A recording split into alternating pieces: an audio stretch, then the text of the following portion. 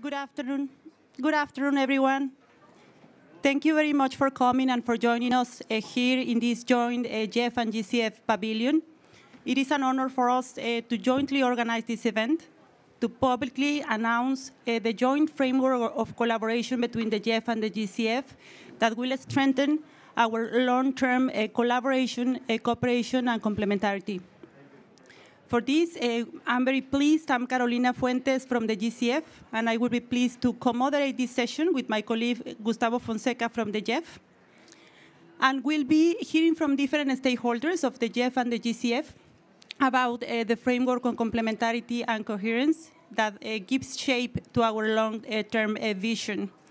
For that, we'll hear from Yannick Glemarek and from Carlos Manuel Rodriguez, the heads of the two organizations, followed as well by country representatives here, our distinguished panel composed by Ornella Cucci, a minister from Albania.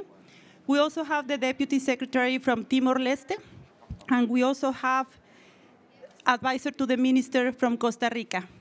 Many thanks for your presence here. After the panel, a round of applause. Many thanks for that. After the panel, we'll hear also from the accredited entities when it comes to implementation, and we'll hear also some remarks from the UNFCCC. That is the program for the day. But just to say that it is not by chance, it is not by coincidence that we're sharing this pavilion with the GEF. This is a demonstration of the joint work that we undertake in supporting climate action in developing countries. We are also having a program of events throughout these 2 weeks at COP that demonstrate as well the efforts that we are undertaking jointly in serving the countries to the Convention and to the Paris Agreement. So many thanks to you all, so you can hear from this joint framework of collaboration. And for that, now I'll give the floor to Mr. Yannick Glemarek. Thank you, Yannick. Thank you very much, Carolina. Actually, Carlos Manuel and I, we had just a slight discussion to know which of the two of us was the eldest. And he beats me by a very, very, very short. So it will be age before beauty. No, it will be difference to wisdom. Well, thank you so much, Yannick and Carolina. Thank you so much. And welcome everybody to our joint pavilion. This is your house, definitely. Whatever you need, we are here. Yes, it is not coincidence that we are here working together and launching this long-term vision for complementarity. More and more, we really understand that the way we have designed our agencies, our governments, the way we have designed even our conventions, the way we have designed the instruments to implement our conventions works on sectors. And even though we've been relatively successful in achieving progress on each of these sectors, we are not moving the needle as fast and as strong and as consistent as we need. I used to work with government, and the biggest challenge as a government minister was aligning my vision or the sustainability vision within all sectors and all ministers. And yes, definitely, my biggest challenge was the vision of that other minister that had probably short-term goals and targets, but his institution was generating policies and providing finance in activities that were contributing to climate change and biodiversity loss. Nevertheless, all public indicators were saying that he was providing jobs, income, and growth. And my system was telling me that his policies and his investment were generating more emissions, more biodiversity loss, and more pollution. We learned the hard way that we need to not just to plan in a more coherent manner, but also began questioning the way we have a structure, how we operate. And more integration and more complementarity is needed. A few years ago, the most important politicians that attended these meetings were the ministers of environment.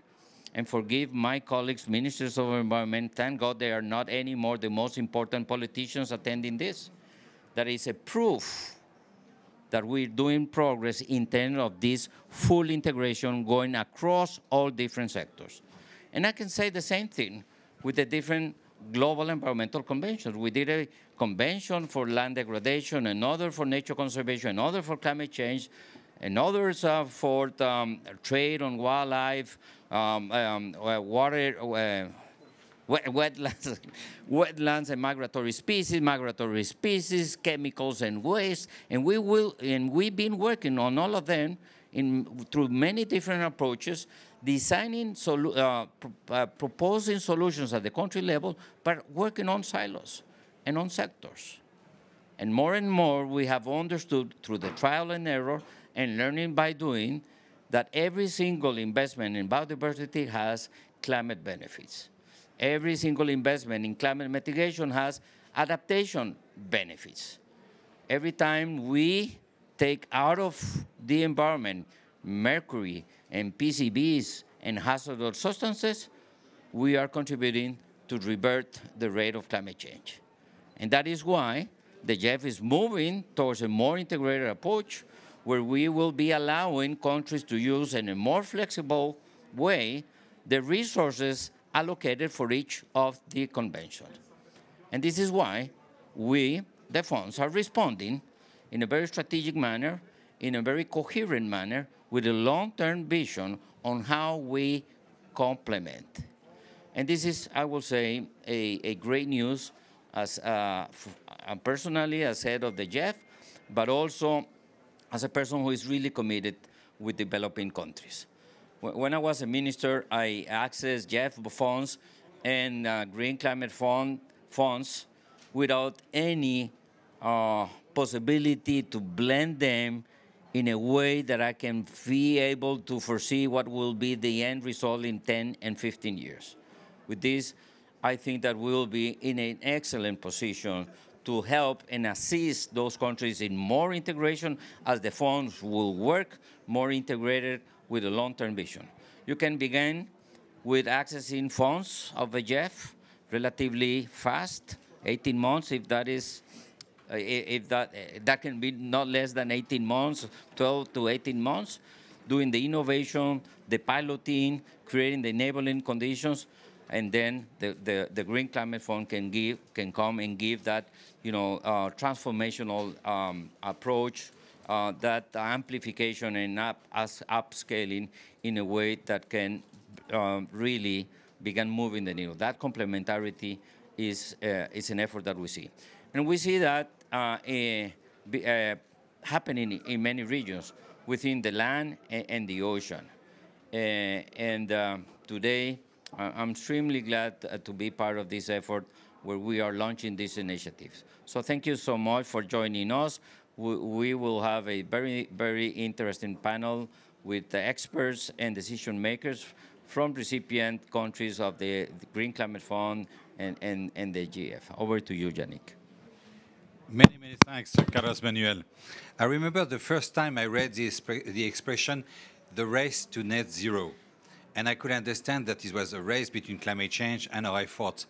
But in terms of a race, if you look at those who basically compete in this race, it's a race that can only be won if everybody cross the finishing line.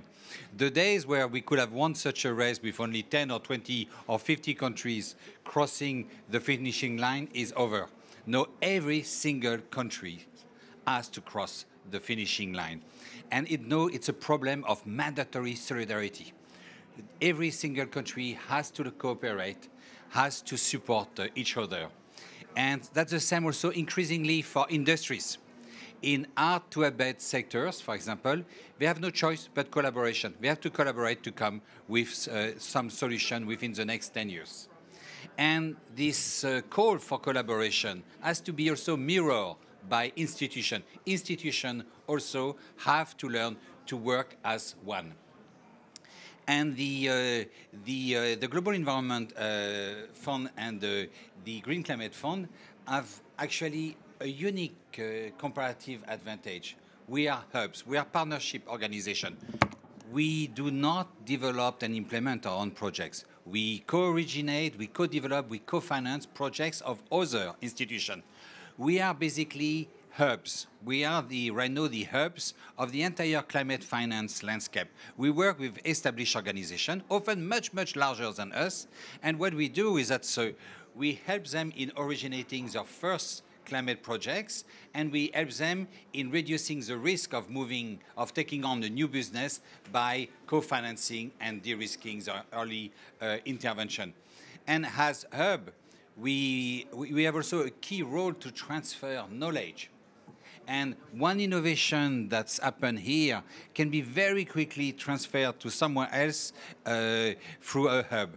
And so if you bring the two hubs of the climate finance world, GEF and GCF together, you get basically something completely unique. You get a very integrated and connected financial landscape. And that's the promise for me of this long-term vision. And so in terms of the main objective of this long-term vision, it's basically first to move increasingly toward joint programming. So that's GF and GCF basically share their analysis and do not oblige governments to repeat twice the same thing. Where you prepare a report for GF, you prepare a report for GCF. And on the opposite, we basically become syndicators. We can help government in identifying what are the different sources of finance, the different partners we can call on to realize their climate ambition. We also, if we can bring together what we have learned on what works, what does not work, we can dramatically accelerate the replication of potentially good solutions for different countries. And when we know that there's very little thing new in the world. But that doesn't matter what you do, somebody has already done it. The issue is often making sure that people are aware about it, and it's communicating it in a way that everybody can understand. And so for me, a third key promise of this long-term vision is that the two funds can basically come together to be able to share their communication and outreach initiatives and join hands in these efforts.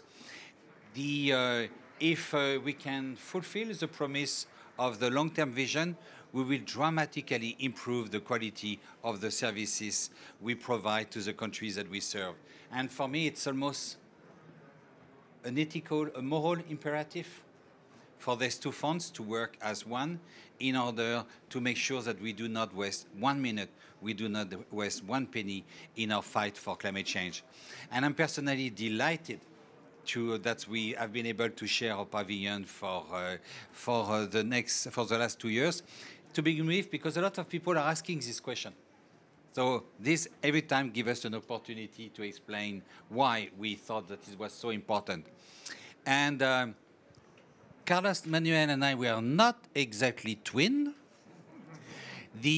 But in terms of coherence and complementarity, we thought about a new initiatives.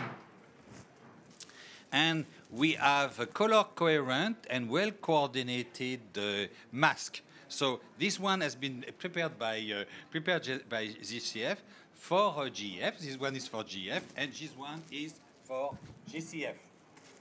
And so that we will be further coherent and coordinated. Yeah. Or maybe I should say it's because before we give the time the floor to the UNFCCC secretariat. It's also a response to a demand from the COP. That's the COP at COP21, COP23 have been very clear about it, and we have heard them. Thank you very much, Carlos Manuel, and thank you, Yannick, for introducing the long-term vision. This is a very significant moment for the two institutions because before today, this was basically the work that we were undertaking behind the scenes in designing the initiative.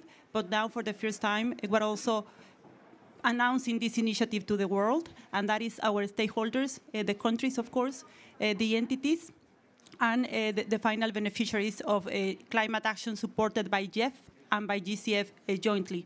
Many thanks for those efforts and for joining forces in the benefit of climate action. With that, now we move to the discussion panel, and I'm very honored to introduce Mrs. Ornella Cusci, Deputy Minister from the Ministry, my apologies, from the Ministry of Tourism and Environment of Albania. Many thanks, Ornella. Thank you very much, Carolina. Hello to everybody. And I am representing here Balkan. I don't know if you have heard about Balkan. It's a small peninsula, but a turbulent area. And I believe that you have heard of its big problems and at different times. So what you have not heard, for sure, it's that in this small area, we have so many big importance. Our nature has a big importance because we have the 1/3 of the flora and fauna for Europe. We are sharing our small countries. We are sharing this very big value of nature. And in the same time, we have a very big list of protected species in our countries. So, but if you know Balkans, they are small countries with big problems and for sure small budgets. And in the environmental issues, they are smaller and smaller and smaller. So, for example, in my country, in Albania, we have approximately 1% every year of our annual budget as government for the environmental issues. And we are the Ministry of Tourism and Environment. These very big, two important issues on our government, but with a smaller budget. And only for this, GEF and GCF together, they are big opportunities for us. Because without budgets, we can talk and we can make policies, but without implementation. And Carlos Manuel talked about ministers and how important is the policies and the ministers of the environment in our countries. No, they are not important, for sure. In the meantime, they are coming in some countries, they are coming from small parties and coalitions. So they are only some favors do it from the governments or from the prime ministers to the small parties. So in this case, 100% of our GDP is coming from nature, using the environmental assets. And the governments need to understand that the environment is very important. And why to collaborate on this, and why to collaborate on together, GEF and GCF in our countries. Because as I said, it's a big opportunity, and it's big budgets for our small budgets, annual budgets as governments. So firstly, for not duplicating the projects. The agencies, they are doing the same projects for the same issues, different projects for the same issues. So we are losing these opportunities and we are losing these budgets, these funds. In the meantime, for having together this big puzzle, the government is doing something, the local government is doing something else, the entities, they are doing something else with the participation, with the foundation of GEF and GCF. And in the meantime, the small entities, they are doing something else. If we don't have all these small pieces of this puzzle together, we can't have a good overview of what we are doing for the environment in our small countries. And finally, find the way how to be all together on this. The government, the private sector, and the university, the academians, the golden helix. And if we are not together, we as government, we can make policies with the help of, and we can create laws, and we can create strategies, but without implementation. In this time, in this year, we have approximately in my country, translate almost all the European legislation, but And we have almost 80% of our legislation, of the European legislation, is transposed in my country. But only 10% of this is implemented. So with this very big and huge gap between the transposition and the implementation, we should work on this for not having this big gap and for creating big initiatives. But without the private sector, we can do nothing. We are just talking and we are just creating laws and strategies without implementation. So the private sector should be not our implementer, but our partner on this. And in this case, without the private sector and without considering the private sector as our partner on this implementation, we can't do something, for sure. And for this, I think GEF and GCF together can collaborate even for our countries to find the way how to help the private sector to contribute more on the environmental issues and on our green agenda. And lastly, the universities. Yes, we are working a lot without sustainability, because we are buying expertise from the biggest country. So now in Albania, we are implementing German laws for the the Albanian reality. How to implement all this without our own expertise, without creating our own expertise. In my country, we don't have, and in all Balkans, we don't have a single one bachelor on climate change, a single one master degree on climate change. How to build our own strategies and how to implement our own strategies without experts. So we are buying this expertise with the help of your projects, but without creating our own sustainability on how to implement these strategies. And for this, I think we should have our joint initiatives.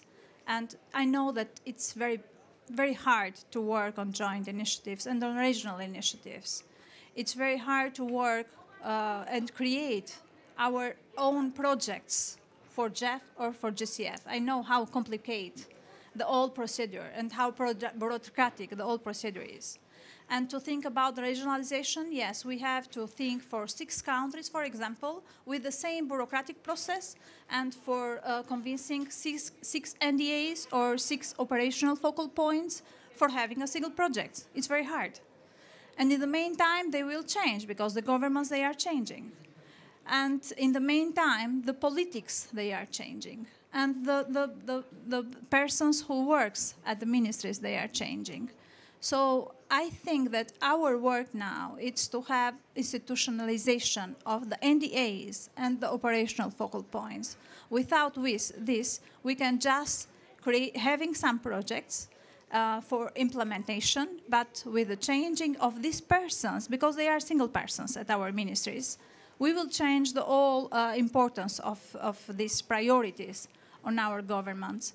So this is my proposal, and this I think will be a must for creating the institutionalization of both these persons, but as institutions now, and the collaboration on the basis level between the operational focal points and the NDAs should be a must for your collaboration. Thank you very much.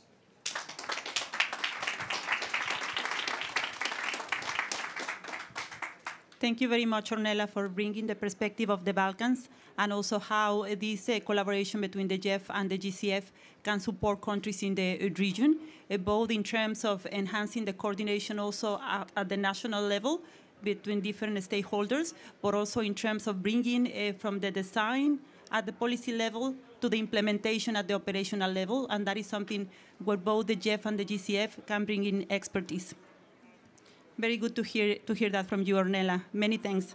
On that note, let's go to our next speaker. We are honored also with the presence of Mr. Demetrio Amaral de Carvalho, State Secretary for Timor-Leste. Thank you. Thank you for the time. First of all, I would like to congratulate GEF and GCF for your joint collaborations to define our long-term visions, to be able to use a financial mechanism better to solve our Mother Earth problems. when we're talking about financial mechanisms, we human beings create our own procedure to tackle environmental problems, while nature has its own rules. We can't negotiate it with rules. We are rushing by time to face the death sentences from our Mother Earth. That's why the joint collaborations of these two financial institutions is very important in terms of redefined our collaborations and partnership principles, and in the same time to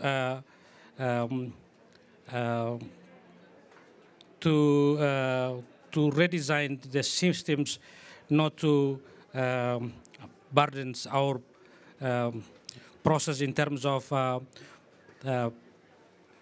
project formulations up to implementations. I want to again do a reflections based on Timor-Leste case. I think also can reflect to the LDCs groups, 46 countries in LDCs. I think we have the same conditions. First, I think the joining collaboration between these two institutions need to taking account to the system implementations, simplify the mechanisms. In the same time, make sure that country beneficiaries also accomplish accountability in the implementations. Make sure that the process integrated principles that we want to apply to save our Mother Earth. Today, we all understand that nature-based solutions can be an option. Circular economy can be an option. These all can be formulated in new framework to help our long-term visions to achieve better our serve to protect our planet. In the same time, we all understand that every single country has their own policy mechanism. In Timor-Leste cases, we have our foreign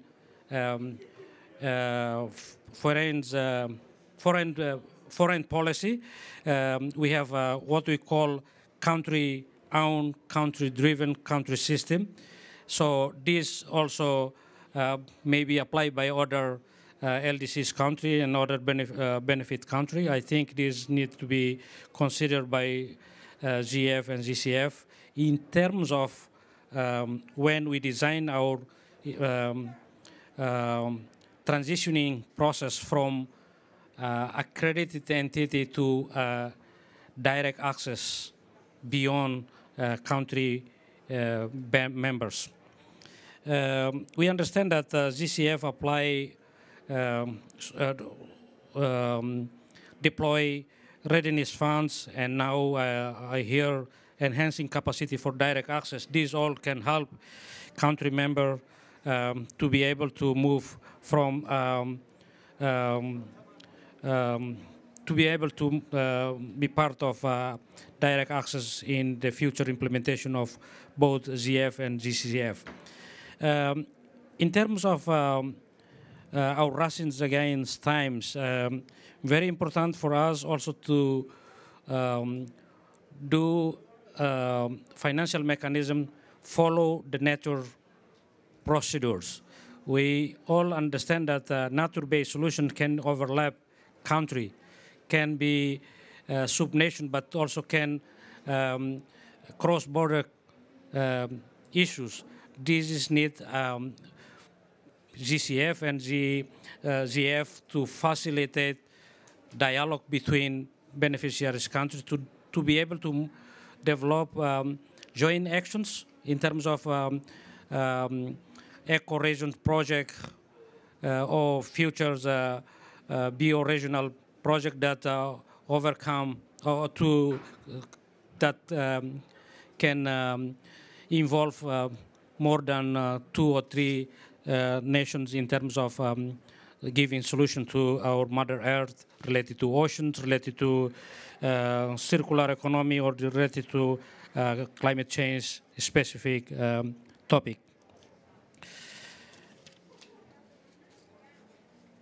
Others, I think, in terms of helping countries like LDCs, we all have the similar conditions facing.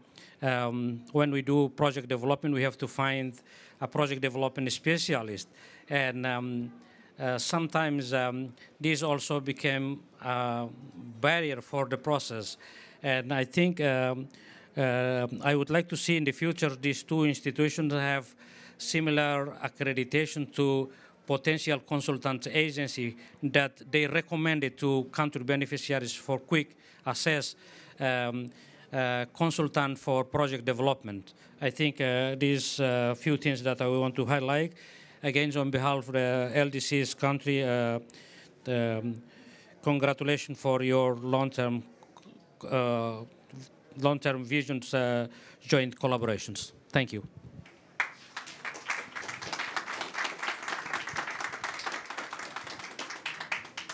Many thanks for bringing the perspective of LDCs and also for welcoming the collaboration between the entities of the financial mechanism. That is key as well to bring to life the actions that the countries are pledging in the context of the NDCs. And we hope and we will work towards that aim in supporting countries bringing and translating their actions into very concrete investments and projects. Also, we appreciate that you note the support that can be given at the different stages of the project development cycle, from the design to the implementation and in different sectors. And we also note, both from Ornella and from you as well, the relevance of having expert advice and having joint coordination as well when it comes to the provision of support, technical and expert advice. This is very helpful because this will help inform as well as we further shape our long-term collaboration. Many thanks for that. Last but not least, we have Ricardo Ulate, advisor to the Minister of Costa Rica. Thank you for letting us know the opportunities that you see in this long-term vision strategy. Thank you. Thank you. Thank you. Thanks to the GEF and the GCF for inviting Costa Rica to provide also some views on our experience, but not just on our experience, but on the challenges that we see ahead.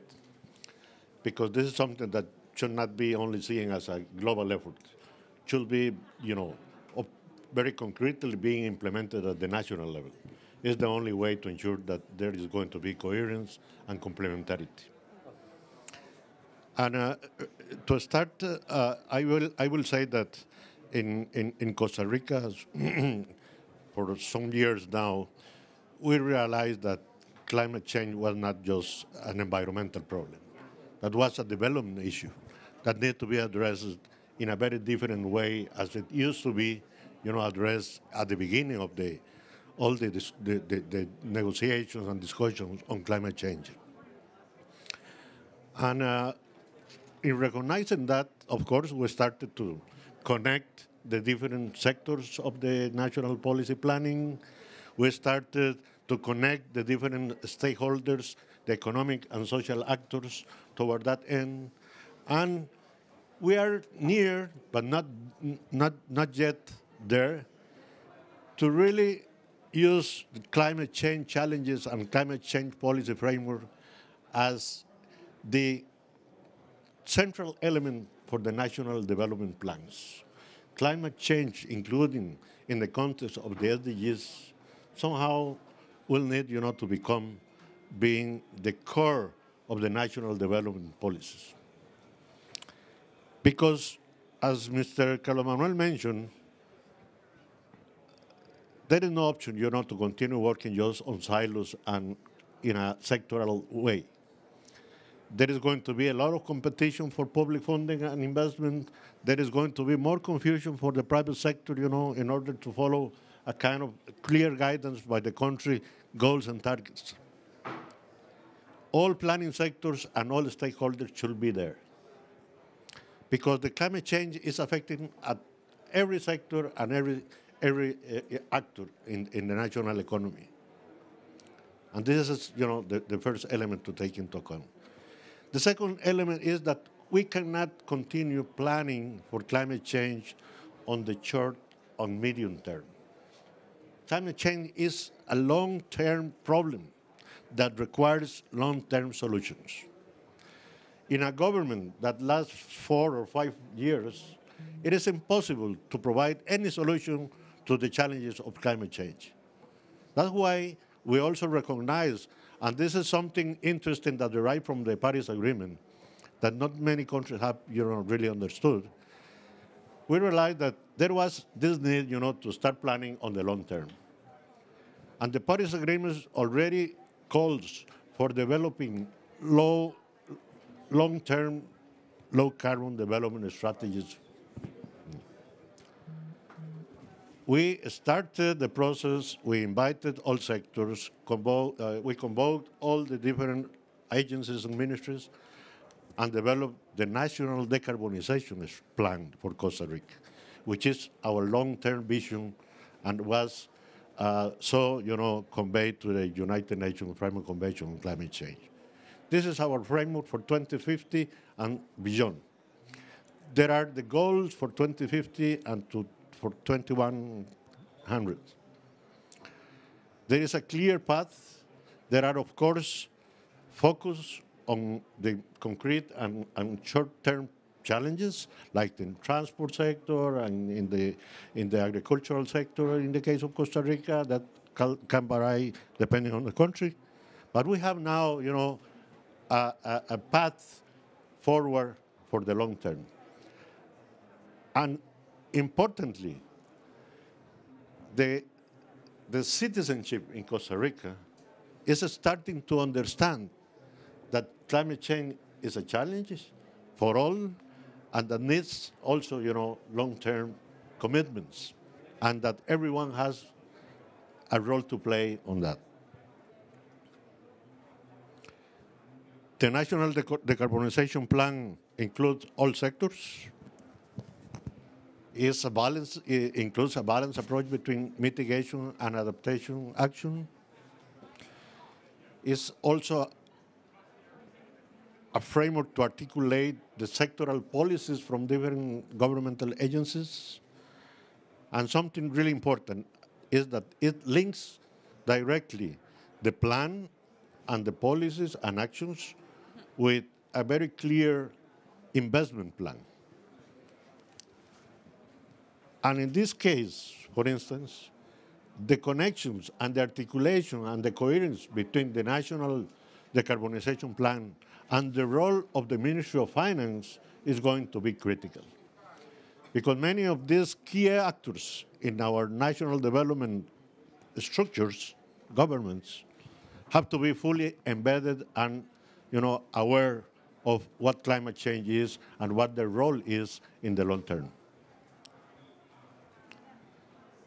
My third element, and not only as an official of the Costa Rican delegation, but as in my former role as GEF focal point some years ago, I think that there are still a lot of challenges to be addressed, and this initiative could really provide room to improve the capacities at the country levels. First, all countries have probably, as far as I know, different focal points for the GCF and for the GEF. And there are a lot of different focal points for all the different conventions. And most times they don't talk to each other. So we need to articulate that. And the way to articulate that, in my view, is the National Decarbonization Plan. We have now a path. We have now a goal, a target to follow, and all these, operational and political focal points need to start organizing toward achieving that and following that path. So I really celebrate this initiative because it's a step forward in that regard. But of course, there are still many elements to be addressed. One is, for instance, the constituencies in the representation of the GEF in the different assemblies, that also need to be somehow reconsidered and tried at least to get the coherence concept all the way, since the global elements until the national level.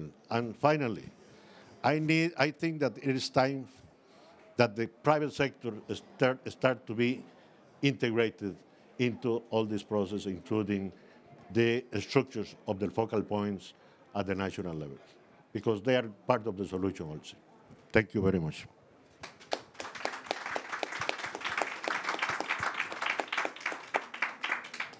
Ricardo, many thanks for your intervention. That, of course, is full of very useful takeaways for us.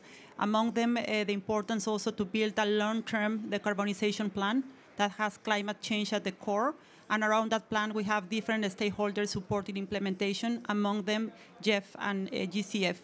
And also, thanks for stressing the relevance of complementarity and coherence for the organizations, but most importantly, for the countries. That is relevant, very relevant for us. Some of the aspects that we hear as well and that will further fit into our complementarity framework are the need to provide the support to transition from policy building to implementation. I think that came through in all the interventions from the panel members. Another very important point is with regard to the expert input and technical support and how we best collaborate as GEF and GCF to coordinate that kind of support to countries that can make the difference in bringing projects to implementation. And the need for focal points to collaborate more closely. So we take this on board, and we'll be also taking action on this framework and also informing constantly on the progress made. Many thanks, distinguished panelists. Thank you, Yannick, and thank you, Carlos Manuel, as well, for all the remarks and for introducing this framework and for the public announcement. Now the framework is with you to go towards implementation. We move now to the second part of this session. That is with regards to the role of accredited entities. And for that, I'll give the floor to my colleague, Gustavo Fonseca, who will continue the moderation of the panel. Many thanks. Thank you. Okay, we heard a lot up to this point in this panel. I think there's a lot of goodwill that has been expressed here. We are all in favor of breaking silos. We are all in favor of integration. We are in favor of integrating across sectors.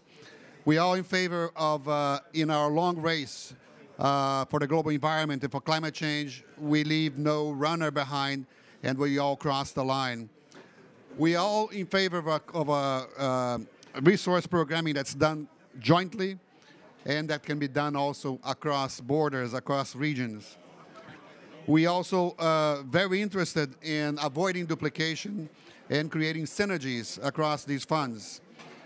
We learned that it doesn't really help to go alone, and we need the private sector, we need to engage science, we need to engage local institutions if this is going to work at the end of the day. We need to work on our own systems. We need to reform the way that we approach countries and allow them to have access to resources.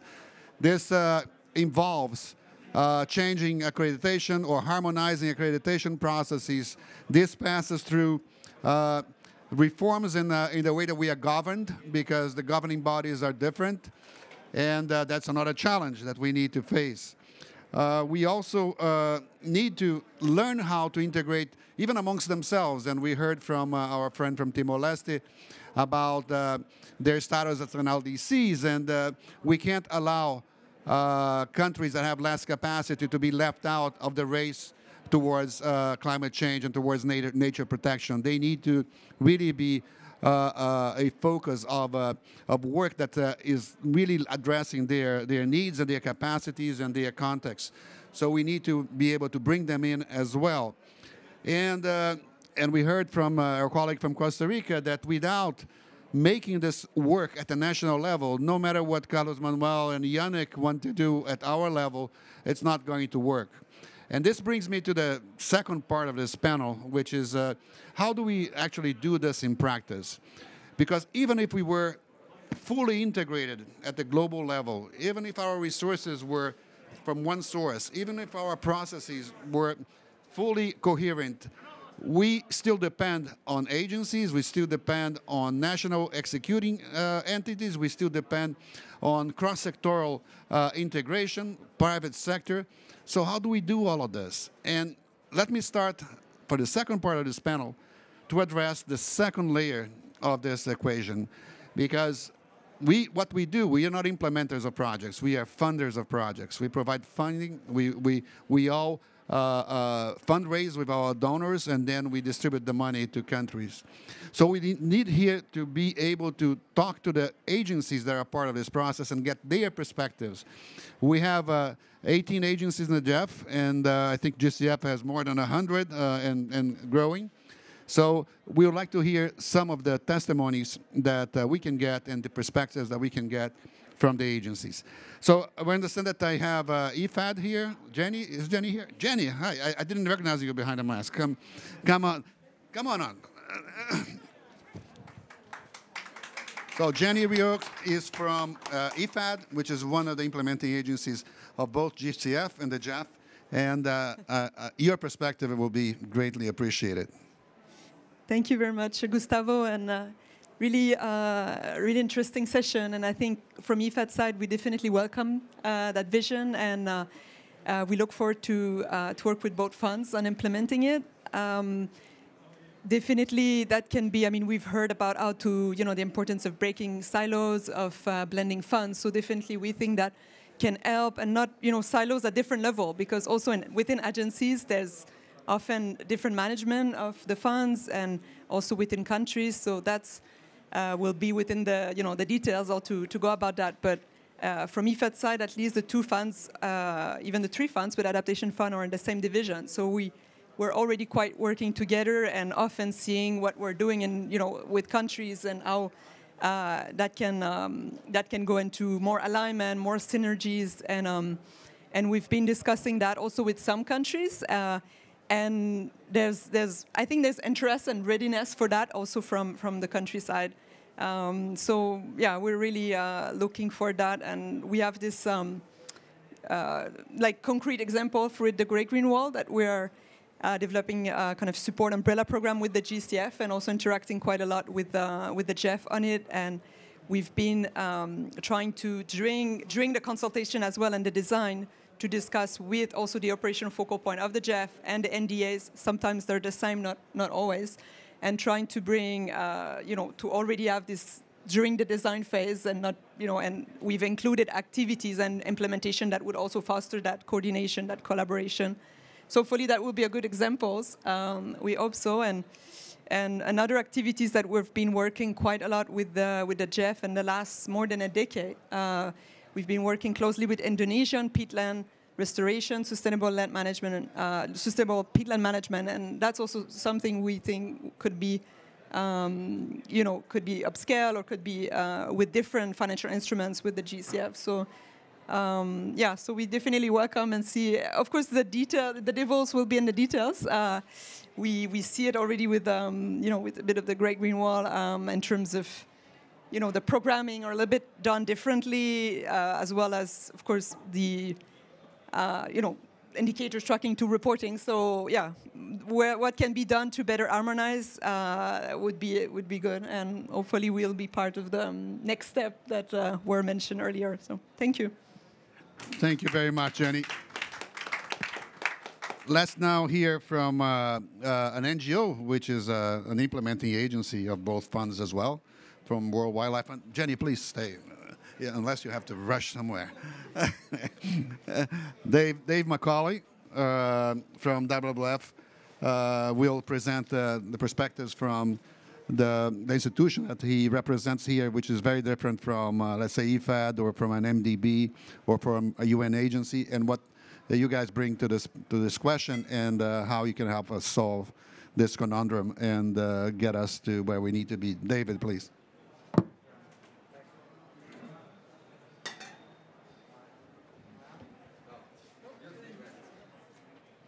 Easier. Thank you. Let's just do that. Pleasure to be here. And, you know, you're talking about differences. And I was going to say something about that, actually, at the outset, is that, you know, when we talk about trying to find the comparative advantage of GEF and GCF and how they can complement one another, in essence, those differences become an advantage. They become a positive, right? And so we've heard from the previous panel about some of those characteristics where GEF, in terms of its flexibility and its integrated approach and its long attention to knowledge development, knowledge sharing, knowledge management, brings that. And GCF, not exactly the new kid on the block. They've been around for a little while now, but they obviously bring real attention to transformative change with a bigger scale of financing. They are very geared to the private sector, although GEF, of course, has long experience. Some of it, well, a lot of lessons in working with the private sector to share with GCF. And finally, GCF, of course, is very focused on climate benefits, but I think beginning to recognize the interdependencies that Carlos Manuel mentioned in terms of the nature-based solutions and everything else that connects the dots amongst the different elements of climate approaches, both mitigation and adaptation. So I think going forward, it's really exciting. I commend from WWF and from other fellow GEF agencies and GCF entities. You know, we can commend this effort, and there's a lot of work yet to be done. Obviously, whether it's on the agencies themselves are not one for one, so we have to see how that works. There's GCF is still struggling to get through its board a policy paper on programmatic approaches. So, you know, we can talk about joint programming, but it's hindered somewhat by the lack of a clear direction from the GCF board, whereas GEF has been at this for a very long time. The metrics and results frameworks, I think the countries would really welcome stronger attention to common frameworks there. The blended finance modalities, what counts as co-financing, the attention to leveraging, and finally the sort of proposals and application process, as we heard from both of our colleagues. You know, in the U.S. a few years ago, they managed to, for the college application processes in the United States up until, what, about 15 years ago or so, every university had its own application process. And you had to write, if you had college-age students, you had to write separate essays for every university, and you know, they were all variations on a theme. And then you had all those other application processes. So I recognize it may be a little bit of a high bar for GEF and GCF and Adaptation Fund and others to come up with but something along those lines would certainly be very welcome by the partner countries. So let's see where that might go. Finally, just from WWF's standpoint, you know, we are very focused. Certainly, it's the core of our work with GCF around nature-based solutions, and for years with GEF similarly. And there are all kinds of opportunities there for joint programming. I think largely based around ecosystems. We have one where we're already doing joint programming. We have GEF Council approved Coral Reef Initiative, $7 million for 7 countries, and we're using that to develop the policy and enabling conditions in the investment framework for GCF financing to come in behind in countries like Fiji and Solomon Islands.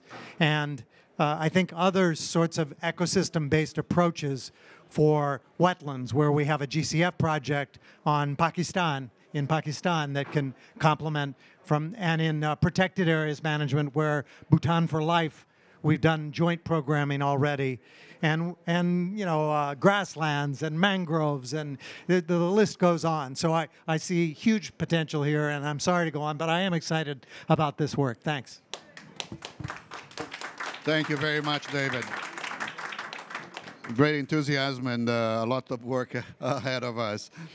I would like now to call on one accredited agency of the GCF, but it's a national agency. So this is another typology that we also have. So Rene Gonzalez, is he here? I saw him. She's in remote manner. Oh, Right oh, remote. Virtually. Oh, that's right. There Thank Renee. you. Okay. Hello, Rene. Hi there. I have to look up, okay? The floor is yours. The perspective from a national agency and the Fondo Mexicano, which the GEF very early on had some role to play there. So I'd like to hear from you now. Thank you. Thank you, Gustavo, and good afternoon. Well, in the last 3 decades, hand in hand with multi and bilateral agencies, 27 environmental funds have been created and consolidated in Latin America. We're close to the ground, we know the dynamics, and we also know the culture of our countries. Our objective is to transform financial resources into natural resources with the highest capillarity to reach every corner with a long-term vision. In Mexico, FMCN has implemented 4 GEF projects in the last 24 years. We're also the first direct access entity in Mexico by the Green Climate Fund. With the technical leadership of the National Institute of Ecology and Climate Change, we just launched the complementary projects of Conecta, funded by GEF, and Rios, funded by GCF. After 2.5 years of design, we are eager to reach the field. And we learn a lot while weaving these 2 proposals together. The financial landscape is changing rapidly in response to the environmental crisis. While multi and bilateral funds have been vital in responding to international commitments, we now have the opportunity to unite grants with new mechanisms, such as impact investment and offsets. Both come from the private sector and operate at different speeds and scales. Deploying private instruments together with grants is a daunting task that requires both undoing and doing. What does this mean? Let's start with undoing. Many here will agree that the number of requirements in multilateral funding is historically high. Complex rules derived from government loans for infrastructure are applied to small grants to communities. Proportionality is key. GCF is addressing this successfully with direct access entities, many of them launched with GEF funds. Harmonizing requirements will expedite funding, thus lowering the risk of decoupling multilateral from private instruments. In terms of doing, having created successful national financial institutions, we need large implementing agencies to play a new role in this ecosystem. In an increasingly polarized world, scaling impact poses the challenge of uniting sectors, as Carlos Manuel said earlier today. We need experts in political strategy with experience and deep cultural understanding to navigate these complex landscapes. Instead of supervising burdensome requirements, today's focus needs to create and strengthen critical connections. International agencies can increase capacities of direct access entities. UNEP is already working with us on articulating national initiatives with GEF funds to reach larger scales. For the sake of the planet, let's articulate funds and let's do it right. Thank you.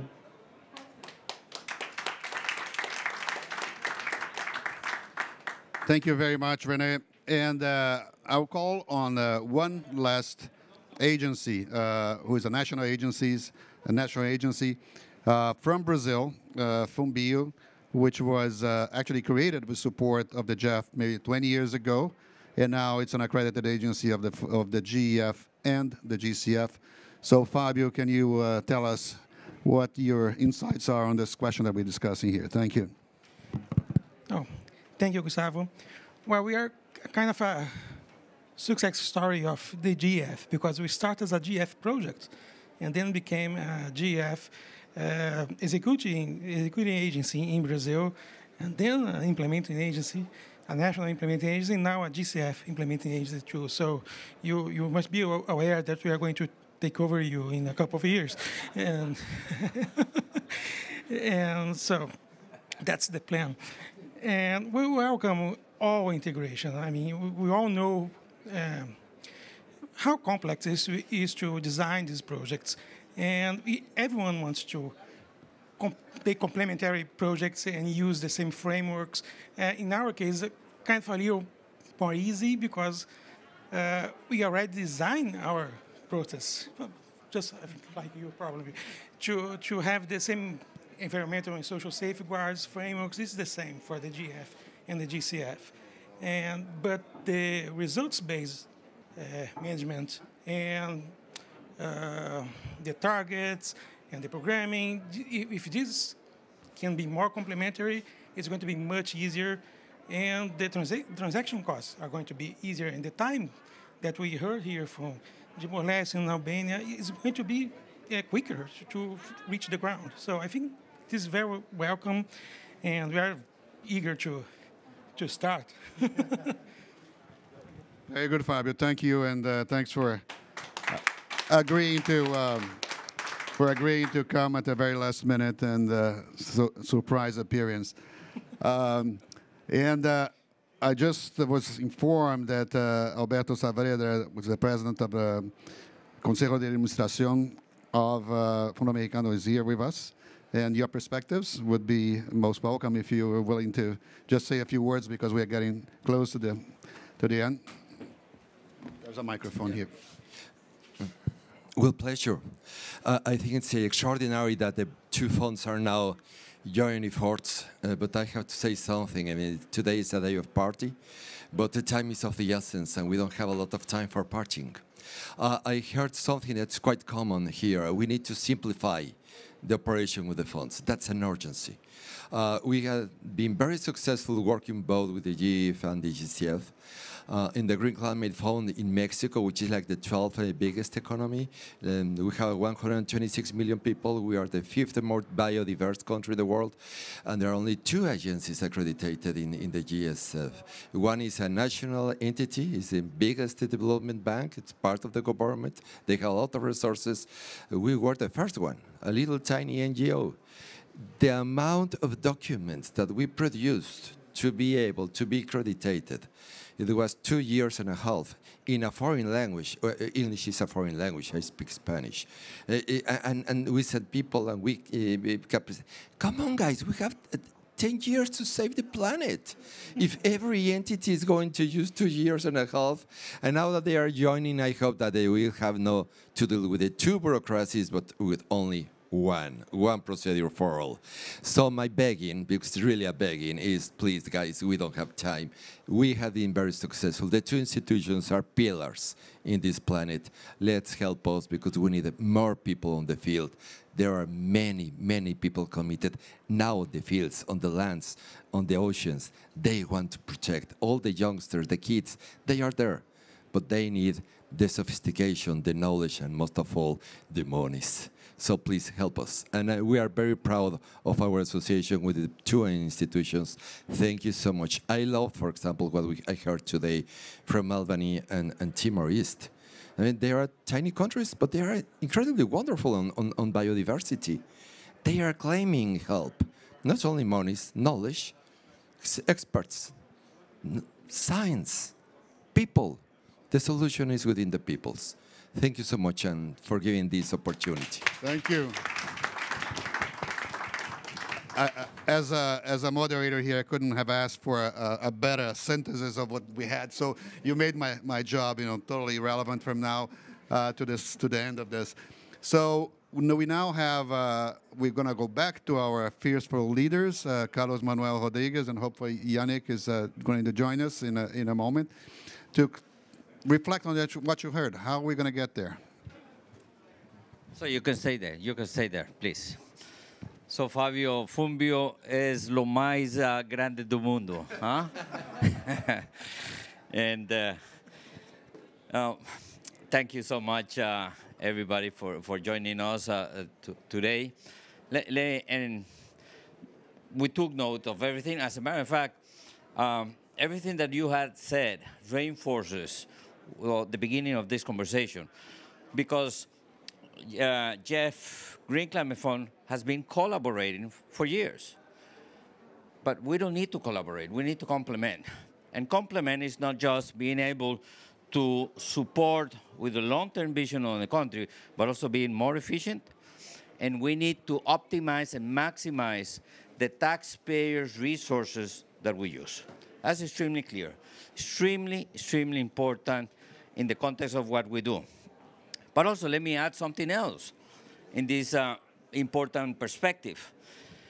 If we bring together what our funds contribute financially on an annual basis, we allocate just 5% of the global climate funds. 5%. And you know, Yannick, myself, we can do good and double the size of our trust funds, that we will be 10%. That will never be enough. That is why having the country's perspective on how our funds are triggering, are a catalyzer investment in processes that, one, helps the country phase out all the negative investments and subsidies and policies that contribute to climate change and biodiversity loss and pollution, one.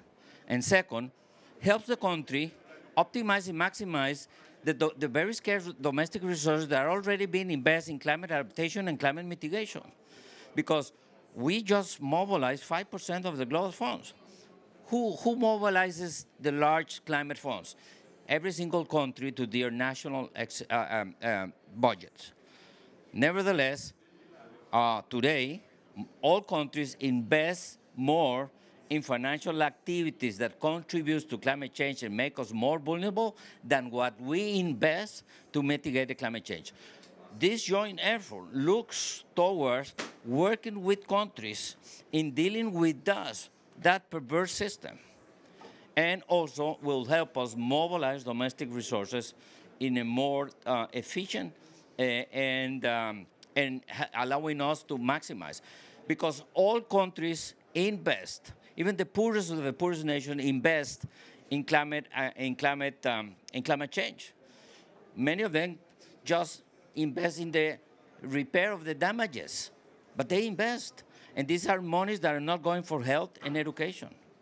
So in that context, as Yannick said, this joint effort for complementarity is a moral imperative. It's a moral imperative, and we need to be accountable to the taxpayers that contribute to the resources that we have in our funds. So thank you so much. This is the beginning of a new process. We look forward to engage strongly with the countries, with the agencies, with the stakeholders, so we can have the highest impact in the shortest time possible. Yannick? Carlos Manuel, you have spoken on behalf of both GEF and GCF. And on my side, I would like simply to thank all of you for joining us. Thanks all our panelists. It was really great to have this event. And let's hope that it's only the beginning of a conversation. Thank you very much. Muchas gracias.